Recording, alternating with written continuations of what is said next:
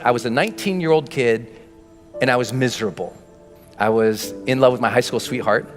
We were that couple that was really annoying. So we went to school together. We signed up for classes together. We shared a U-Haul on the way to school together. We lived in the same dorm together. We walked to class. We walked to breakfast in the morning and walked to class together. I mean, we were just joined at the hip and we were completely crazy infatuated in love. And then halfway through the first year of college, she discovered beer and other boys on the same night, and she cheated. I completely fell apart. I stopped going to class.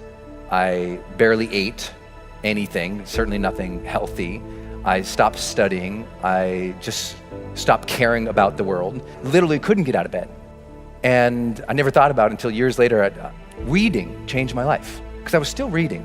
It was one thing that's brought me through everything.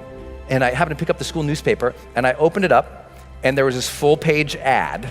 It was this perfect white sandy beach, turquoise water, big green palm tree.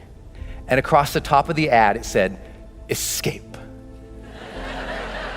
Students needed for summertime jobs in the Dominican Republic. So I escaped. I went down there, and one night, my friend Kevin and I, we hopped into a car after dropping off a client. So we're going down this road, 85 miles an hour in this car, and the windows were open and that air was coming in. That amazing humid, if you've been in the Caribbean, that just gorgeous, amazing humid air is coming in. And then we came upon a corner. We take that corner 85 miles an hour, and that corner became the turning point that put my feet on this stage for you today. Kevin grabs the wheel, he goes, "Hold on!" And I brace. And the car starts sliding sideways. And that weird slow motion thing happens. Kevin's gripping the wheel, trying to make the corner, and all of a sudden, smack. When I came to, I looked over, and Kevin is screaming at the top of his lungs, "Get out of the car, Brendon, get out of the car!" And I look over, and a whole big chunk of his head is open. So I pull myself out of the windshield of this car, and he's screaming over here, and I stand up eventually on the hood of the car, and I look, and I notice all this blood on me, and I remember just looking down, and that slow motion thing's happening. I just thought, did I even matter? And I start seeing all these images of my life when I'm surrounded by people that I care for.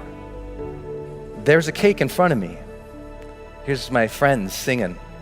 My mom leading them in that goofy song. There's my sister, just swinging and smiling right next to me. And it makes you wonder, did I love? Did I love openly and honestly and completely? Or did I hold back because that one time I got hurt? And just as I was about to pass out, I noticed a glint, like a sparkle, something shiny, a reflection in the blood going off the hood of the car, and it made me look up. And there was this bright, big, beautiful moon that night. And I just immediately felt this connection, like I knew I was gonna be okay. And I felt like the big guy upstairs reached down to me and handed me life's golden ticket. He reached down and said, "Here you go, kid. You're still alive. You can still love and matter. But now you know the clock is ticking." Mortality, motivation. I got it as a 19-year-old kid. People say, "Why are you so successful?" I'm like, I got mortality motivation when I was 19. That's a blessing. Most people don't get that till they're 60. Don't worry, Kevin and I, we both survived. See, I'm still here. It's okay. I made it. But the one thing that I took away from that entire thing was that moment and those questions, because I remembered them and I thought about them as I was healing. I was like, what was that about? Why did I feel so unhappy with that moment? Because I thought, in the last moments of life, there must be this transcendence, and I was not happy. And I realized it was because of how I'd been living my life, and I wasn't living to my questions. I knew I got those questions. Did I live? Did I love? Did I matter? And soon as I got that those were the questions I'm gonna evaluate myself with at the end of the life, it gave me the power of what my late mentor, Wayne Dyer, taught, the power of intention. That breath you just took, feel it. What a blessing that is, you got that life.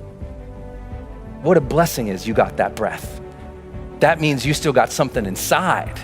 You got to work for it. You got to contribute for it. You got to give for it. You got to lead for it. You got to love for it, because you still have something not just in you, you're still here for a reason. And now you just got to earn that blessing.